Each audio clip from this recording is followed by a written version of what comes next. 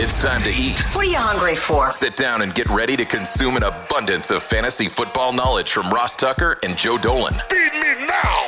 I'm starving. On the Fantasy Feast Eating Podcast.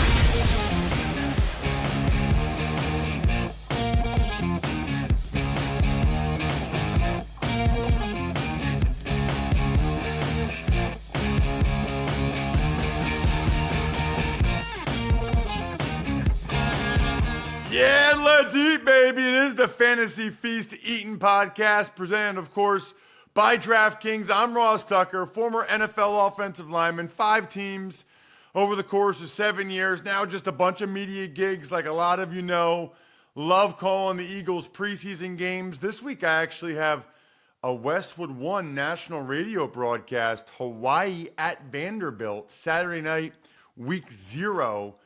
For Westwood One in Nashville. Really looking forward to that one. Love all of the podcasts. If you're not listening or watching the Even Money podcast, the betting podcast, you're missing out. That's probably our most popular podcast these days. Although this time of year, people are all about Joe's tiers on the Fantasy Feast podcast. So if you missed quarterbacks, running backs, tight ends, receivers, listen or watch youtube.com/RossTuckerNFL, the last 4 episodes, so you can hear all of Joe's different categories, which guys go in which category. It's fantastic.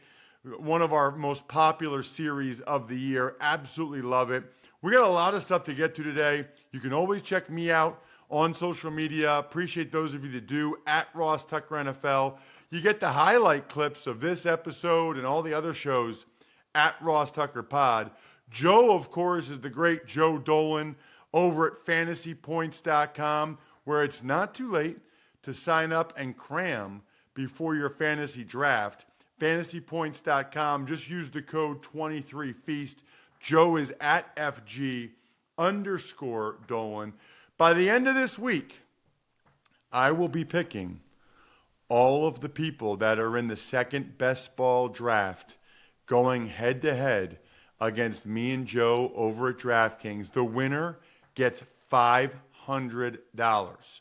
So not only is it free to enter, not only do you get to test your draft skills against me and Joe, if you win, you get $500, which is pretty darn awesome, courtesy of DraftKings. Very much appreciate those dudes. In fact, appreciate them so much that I'm just going to talk about them right now. Got to talk about it at some point. Might as well do it now. I mentioned my college game. You've waited all year. The time has finally arrived. College football is back. The traditions, the tailgates, the great offers from DraftKings Sportsbook. Right now, new customers, that could be you, can score $200 in bonus bets instantly when they bet just $5 on any college football bet. They got Notre Dame, Navy, San Jose State, USC, and of course my game, Hawaii and Vandy. Kick off the season with DraftKings Sportsbook. Download the app now and use code Ross. New customers can score $200 in bonus bets instantly when they bet just $5 on any college football bet, only on DraftKings Sportsbook with code Ross. So Joe, we got a lot of things to get into because I need to get your thoughts on who stood out from preseason week 2. We also have some injuries that we need to discuss that are going to affect some receivers early in the season. Terry McLaurin, Jaxon, Smith-Njigba. So there's quite a bit for us to discuss. I should have mentioned earlier, if you want to get into this best ball draft, either take advantage of any of the sponsors that you hear on the show or you see over on the sponsor page at rosstucker.com, or just go to westshorehome.com/Ross and get a free estimate for potentially a new bathroom. We posted that on social media several times over the last week or so. So if you forget, go to @RossTuckerPod or @RossTuckerNFL and just click the link. Can't wait to go up against some of you in best ball. Speaking of that, Joe, this is pretty cool actually. DraftKings on social media solicited some roster submissions from people from their DraftKings best ball drafts wanting to see what kind of drafts they had. And then you and we're going to go through more next week. So next week's going to be a lot about transactions, right? Final cuts are next Tuesday. So us recording next Wednesday is perfect. So we'll be all over all of the different transactions, trades, guys that get cut, guys that get picked up. Joe and I will own that next Wednesday here on the Fantasy Feast. But we'll also get into a couple of these roster submissions, which are awesome. We're going to call this a little film session, Joe, where I'm going to read off the roster to you from some of our listeners. Let's start with Keep the Beat 929. He's got Justin Fields at quarterback, Austin Eckler, Tony Pollard at running backs. Wide receivers are DJ Moore, Mike Williams, Brandon Ayuk.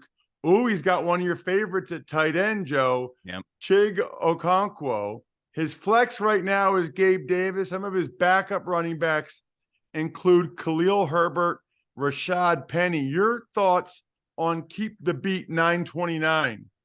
This team probably waited a little longer to get wide receivers than I would like. There is a lot riding on Justin Fields here because DJ Moore is the number one receiver on this team, but there is that stack.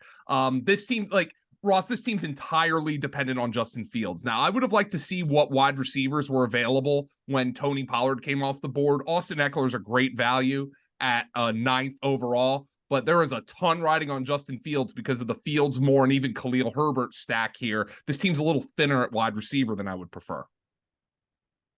I like it.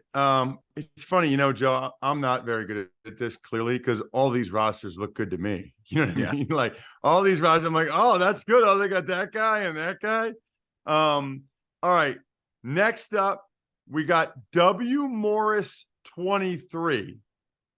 He's got Mahomes at quarterback, another guy with Austin Eckler at running back, Joe Mixon at running back. His receivers are Deebo Samuel, Gabe Davis, and Cortland Sutton. He did get Darren Waller, the most hyped training camp of all time at tight end. Flex right now is Aaron Jones. Some of his bench players include Trevor Lawrence and Alan Lazard. I do not like springing for Trevor Lawrence at 59 overall after taking Patrick Mahomes at 19 overall, because this team probably isn't going to do anything if Mahomes gets hurt. So I don't like that. I think this team, while it took a receiver earlier than the last team in Deebo Samuel, I like Gabe Davis a lot this year. Gabe Davis as the wide receiver 2 is a little precarious for me. I'm not a huge Cortland Sutton guy, though his training camp hype has been going through the roof recently. This is another team that I think is a little thinner at wide receiver. I don't love the selection of Trevor Lawrence as a second quarterback in the 5th round. I wonder why he did that, especially having Mahomes as his starter. I mean, how many weeks is Lawrence going to outscore Mahomes? I love Lawrence. Else another position. I love Lawrence this year, Paul, but Paul, he's my Sirius XM co-host. I love Trevor Lawrence this year, Ross, but I don't like him on a team where Patrick Mahomes is my quarterback 1, and I took Mahomes in the 2nd round. So this next roster is intriguing to me, from Aaron Roblyer, Roblyer. Sorry if I butchered the last name there, Aaron, but he's got Anthony Richardson at quarterback. Then his running backs are not great, to be honest with you. David Montgomery and Samaje Perine. But does he make up for it at receiver with Stephon Diggs, Devontae Adams, Calvin Ridley? His tight end is interesting to me. Irv Smith Jr. Flex, he's got Deebo Samuel. On the bench, Terry McLaurin, Chris Godwin, and Jaxon Smith-Njigba. Interesting, by the way, Aaron.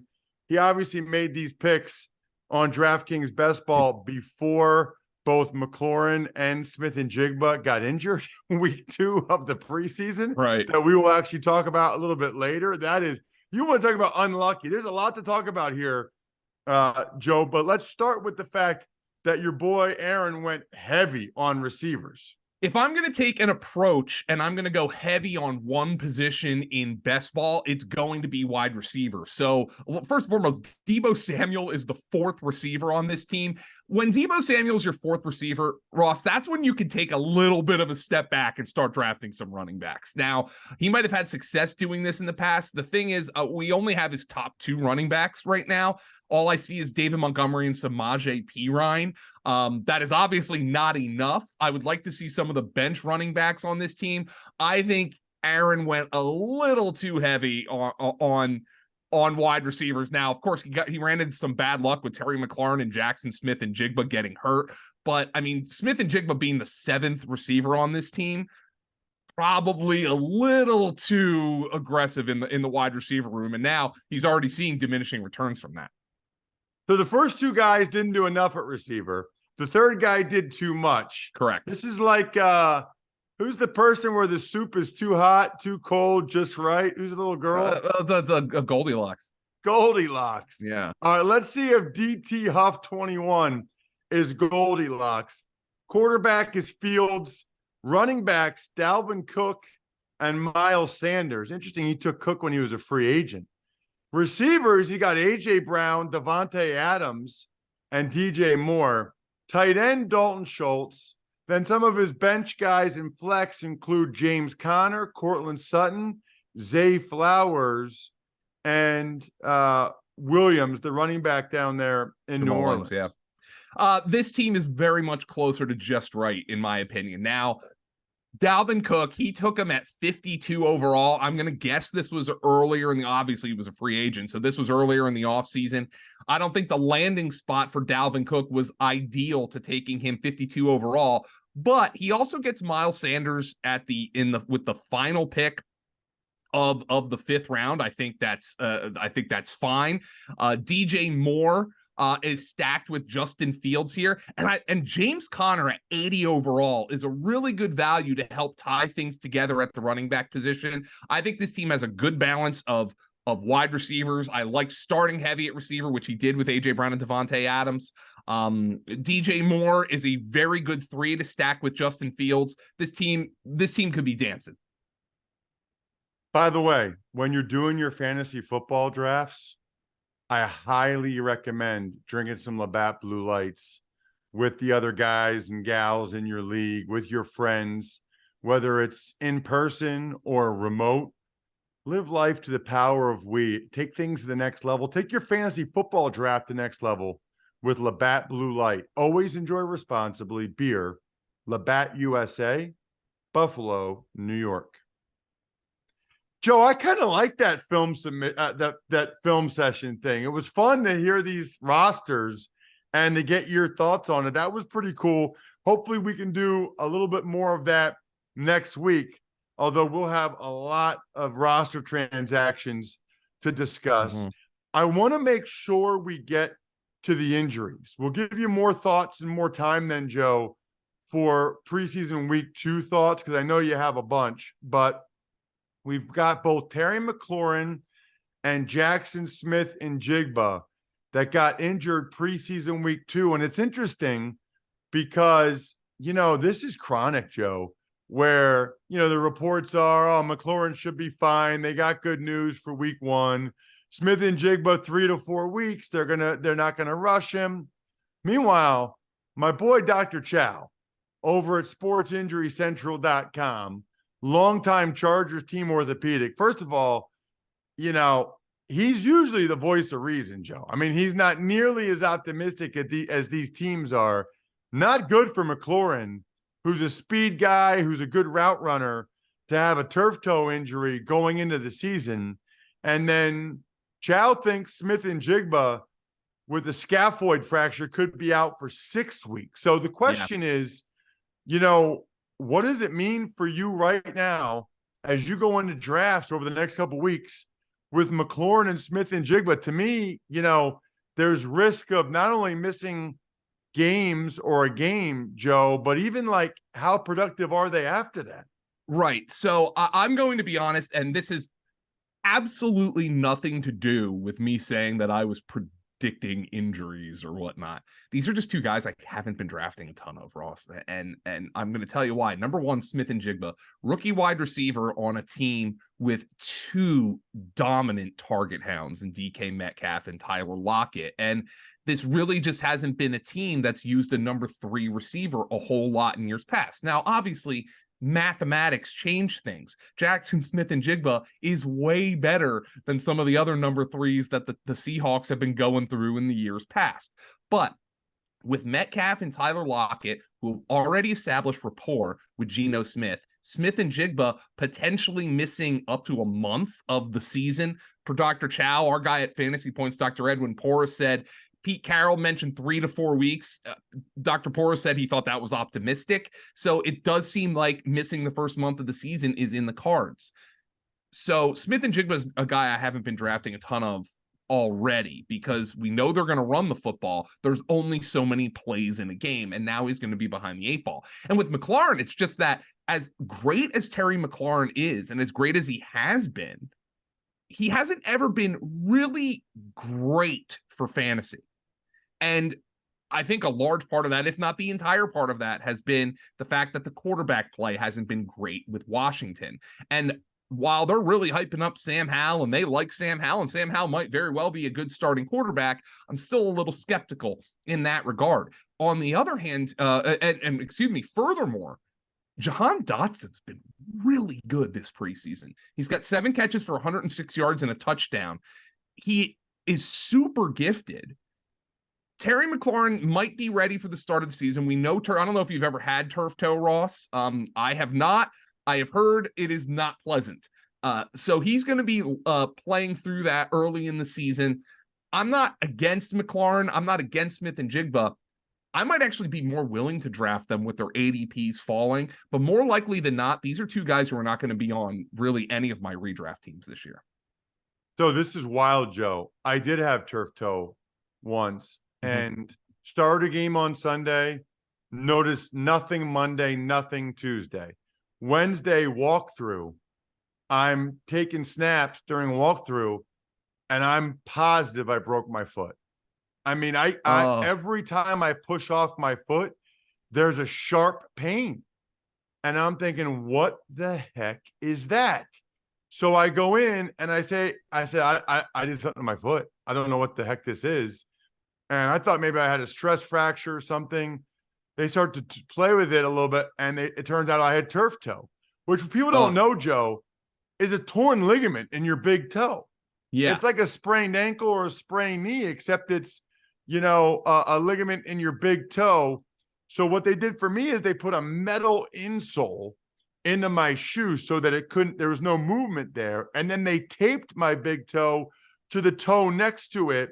So they basically made it so my big toe couldn't move at all. Because what gave you pain is the flexion, up or down at all. Well, as a lineman, I feel like you can get away with that a little bit more than a receiver can, right? I mean, as a receiver, you really need to be able to push off that toe.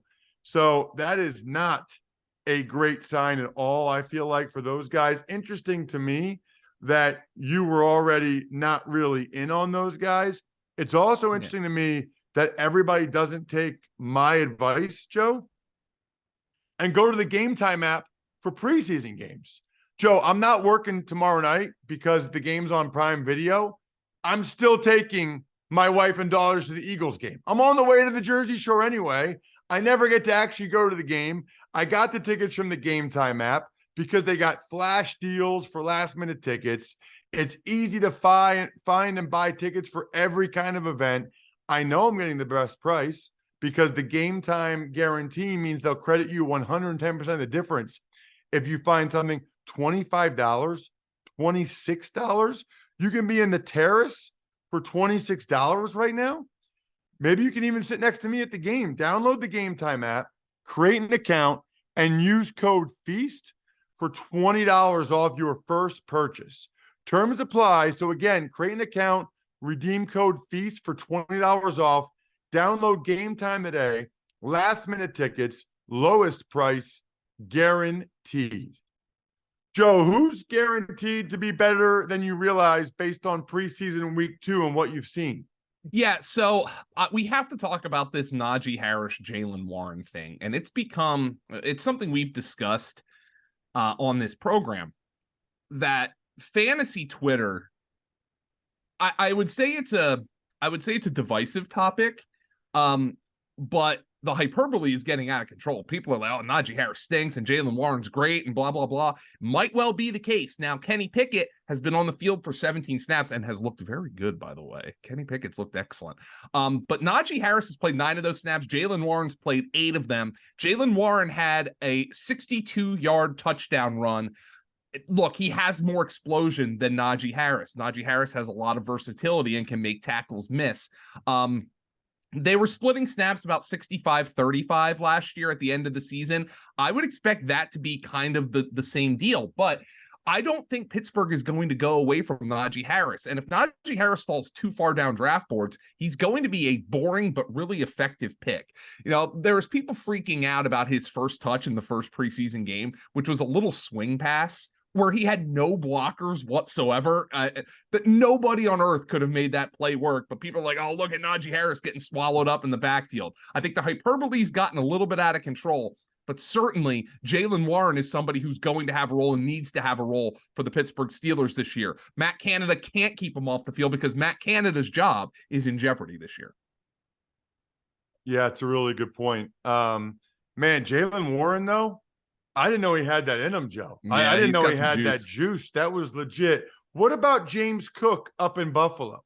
Yeah, look, he's getting kind of bell cow usage with Josh Allen at running back. I was in a draft last night. There's not a player in fantasy football whose ADP is going to get juiced as much as James Cook here in training camp. There's always 1 or 2 running backs, I think. Last year, Dameon Pierce was the guy. And turns out Dameon Pierce was a good fantasy pick. But James Cook is the guy. I was in a draft last night where he went in the 5th round. It was the earliest I've seen him go. James Cook, you can't overstate this. Buffalo's first team offense against the Steelers played 16 plays. That's what I consider their first team offense being what Josh Allen played. James Cook was on the field for 15 of the 16 plays. Latavius Murray was in there. They ran some pony. They had one play of pony, but Latavius Murray played 2 snaps. Damian Harris has been injured. James Cook was on the field for virtually every snap of the first team offense. That's really something that stands out to me in one of what should be one of the best offenses in the NFL. James Cook, look, he's been a 7th, 8th round pick all off season. He went in the 5th in a draft that I was in last night. That seems early to me because of where he's been going, but with his talent and the fact that his role could be massive, it's hard for me to really criticize that. I think he's justifiably rising up draft boards. How about your boy Michael Wilson with the Cardinals? Yeah, look, he's a 3rd round pick out of Stanford. Colt McCoy played 3 drives against the Chiefs. Michael Wilson played every snap on those 3 drives, all 15 snaps. The thing is, and this wasn't hard to see. I feel like the Cardinals have every incentive to play him like this because he has size. That is something their other receivers do not have. Marquise Brown, Rondale Moore, Greg Dortch, none of these guys are taller than 5'9". Michael Wilson at 6'2", 6'3", he's got size on the perimeter. They got rid of DeAndre Hopkins. I think Michael Wilson's going to have an opportunity to play a lot. And this is a team that is projected to have the fewest wins in the NFL by sportsbook lines. So if a team is projected to be the worst team in the NFL, they're going to be throwing the football. So Michael Wilson, to me, he's been a free pick in like the last round of best ball drafts all year, and it's a really easy pick to justify. Now, he was a 3rd round pick, okay? I'm not telling you he's going to come in here and catch 75 passes, but there is a great opportunity for Michael Wilson to come out and really establish himself as the X receiver for the Arizona Cardinals. What happened to Stanford last year? I mean, they had him, they had Tanner McKee. I mean, I don't understand how they didn't win. Oh, Wilson was hurt, right? Yeah, Wilson was hurt. That was part of the reason he was a 3rd round pick. But yeah, things got a little stale there with David Shaw. Stanford puts guys in the league though. They always have and they always will. By the way, your boy Bijan Robinson looks awfully, awfully good, Joe, Yes. in limited touches. Getting more and more excited about him. I'm excited about the Falcons with Arthur Smith winning 7 games last year, primarily with Mariota, who has not looked good this preseason. Next week, we might get to a couple more film sessions, but we will be all over all of the transactions that take place next Tuesday. You must listen, watch, whatever, the Fantasy Feast podcast next week. It's going to be a doozy. I'm stuffed. We're done. Thanks for tuning in to Fantasy Feast. Make sure to also check out the Ross Tucker Football Podcast, Even Money, and College Draft, all on the DraftKings Network on Samsung TV Plus, YouTube, or subscribe to the podcast on your favorite platform.